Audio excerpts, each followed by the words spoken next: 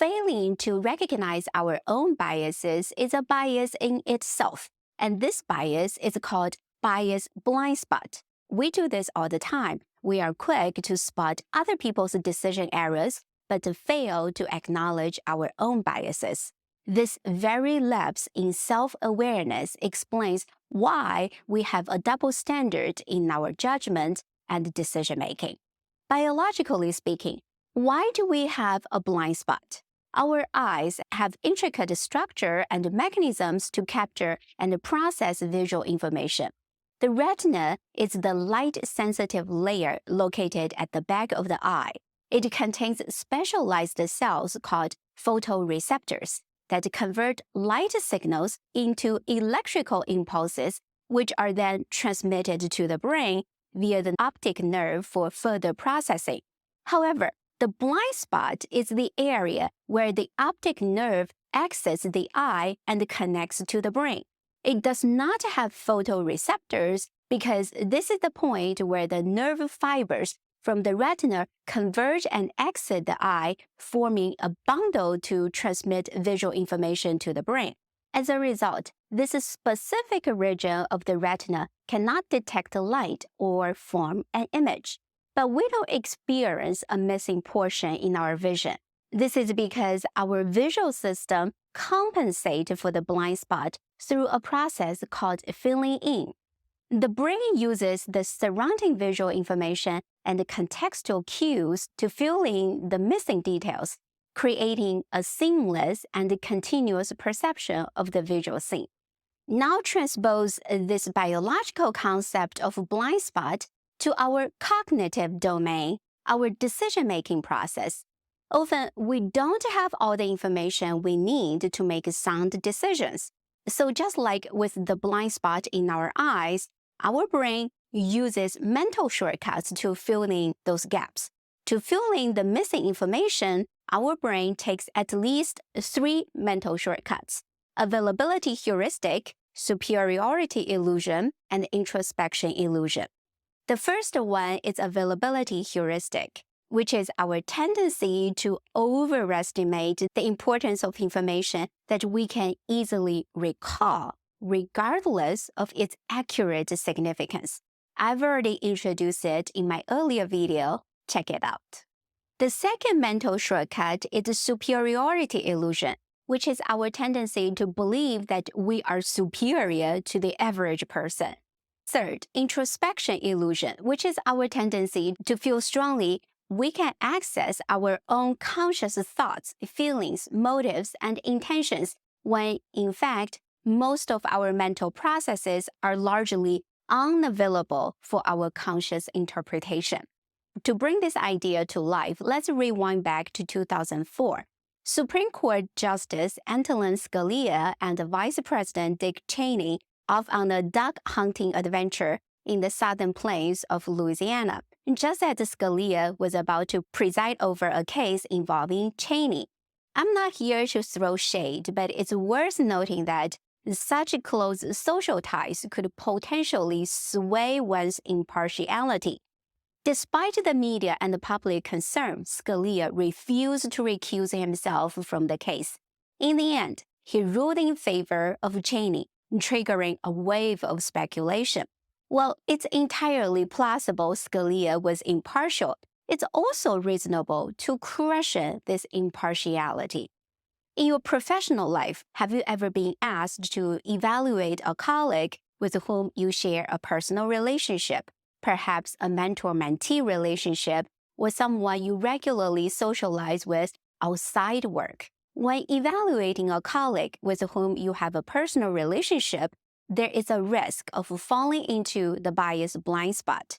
We may unconsciously allow our personal feelings, preconceptions, or favoritism to influence our assessment, potentially compromising the fairness and objectivity of the evaluation process.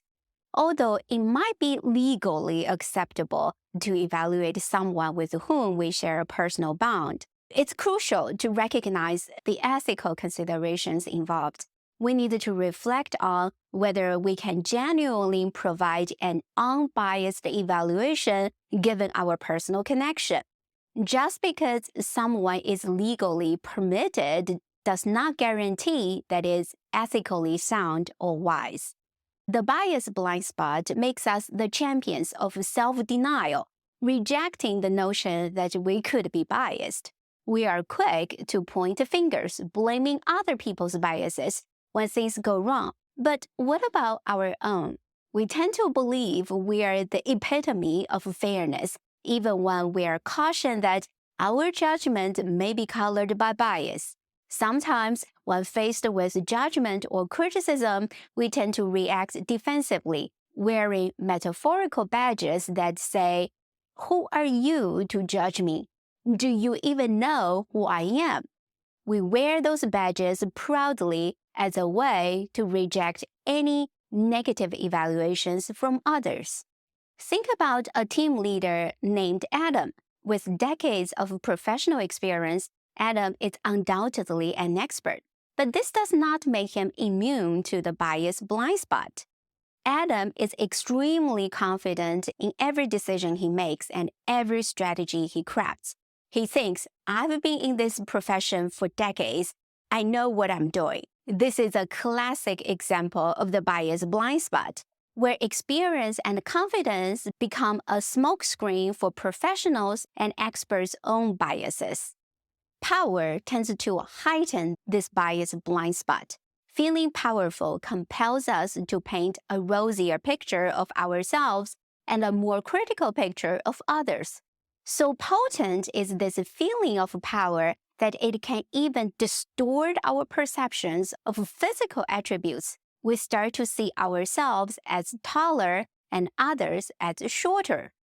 This power-induced blindness also extends to leaders' understanding of their team's perceptions. For example, Casey strongly believes she promotes a transparent, open-door policy. She thinks she is always approachable, making it easier for employees to share ideas and concerns. Consider this. An Education Week survey reported that 69% of school principals believed their staff felt comfortable bringing problems to them, but only 25% of the teachers agreed. Here is another example. Joe is responsible for overseeing project proposals and takes great pride in his perceived impartiality. He assures everyone that he evaluates proposals based solely on merit. However, a pattern starts to emerge. Joe tends to favor ideas from certain team members he has a soft spot for and dismisses others' proposals because they challenge his personal preconceptions. Again, the bias blind spot is at work. You may be tempted to think shared decision-making is the silver bullet, and it can be only if the leader is not domineering, not micromanaging, or overly confident. Power can breed arrogance, making leaders less receptive to others' input and even physically look at others less. In my earlier video on attentional bias, I introduced how power shifts attention from others to ourselves. Power inflates the leader's bias blind spot. As a leader, if you enjoy the thrill of power, be aware your downfall could be just around the corner. Remember, true leadership is not about towering over others, but about understanding others and motivating them to achieve a shared goal. What are implications of the bias blind spot for leadership evaluation? Everyone, regardless of their position or experience, can fall prey to the bias blind spot. If we place too much trust in leaders' self-evaluation, we end up perpetuating a system where critical feedback and alternative perspectives may be overlooked or even silenced. The bias blind spot, if unchecked in leadership evaluation, can create an echo chamber where leaders continue to make decisions based on their own perceptions and assumptions, undeterred by the reality of the situation or the views of their teams. This can lead to a decline in team morale, a loss of diversity of thought, and potentially suboptimal decision-making. Moreover, when we overly rely on leaders' self-evaluation, we ignore warning signs of certain negative behaviors, like favoritism or resistance to change. If we don't scrutinize Joe's decisions and instead trust his self-claimed impartiality, we may uphold him as an exemplary decision-maker, while in reality, his biased decisions may stifle innovation and perpetuate favoritism within the organization. The unchecked bias blind spot in leadership evaluation can undermine a truly inclusive, fair, and forward-thinking organizational culture. So it is important to supplement leaders' self-evaluation with other evaluation methods. One effective approach is to incorporate 360-degree feedback, which involves gathering input from multiple sources, including subordinates, peers, and supervisors. This approach provides a comprehensive view of the leader's performance from different perspectives. We can also use anonymous survey or questionnaires. People feel more comfortable expressing their honest opinions without fear of retribution. When considering the feedback received, it's helpful to pay more attention to the input provided by subordinates who work closely with the leader than the leader's supervisor. This is because we tend to present a favorable image of ourselves to our supervisors, but pay less attention to subordinates. Supervisors, on the other hand, may have limited exposure to the leader's day-to-day interactions and may primarily evaluate their performance based on formal reports, presentations, or higher-level outcomes. This can create somewhat filtered view, as leaders tend to present their work in a more favorable light to supervisors. The desire to impress or maintain a positive professional relationship with supervisors may influence how leaders present themselves and their achievements.